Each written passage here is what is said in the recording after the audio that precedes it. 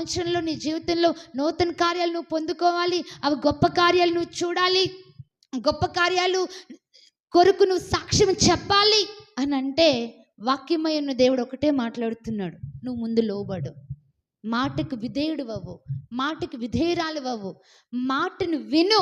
ఎవరైతే వింటారో, అందుకే సమూయేలు గ్రంథంలో ఒక మాట ఉంటుంది, బలులు అర్పించుట కంటే మాట వినుట శ్రేష్టము. దేవునికి స్తోత్రం కలుగుగాక. హల్లెలూయా.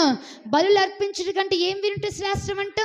మాట వినాలి, దేవుని మాట వినాలి, వాక్యం వినాలి, వాక్యానికి లోబడాలి.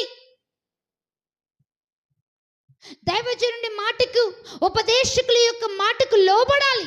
ఎవరైతే లోబడి వింటారో వారు దీవించబడతారు, వారు ఆశీర్వదించబడతారు. లేదు వ్యతిరేకత వస్తుంది, వాళ్ళు ఇలా అంటున్నారు, వీళ్ళు ఇలా అంటున్నారు అని నువ్వు గనుక దైవజనుల మాటను పక్కన పెట్టి, దేవుని నీకు అప్పగించిన బాధ్యతను పక్కన పెట్టి వాటిని విడిచి నువ్వు మనుషుల మాట ప్రకారం వెళ్తే గనుక అందులో నువ్వు ఏ దీవెన చూడలేవు. అందుకని దేవుడు మాట్లాడుతున్నాడు, లోబడాలి.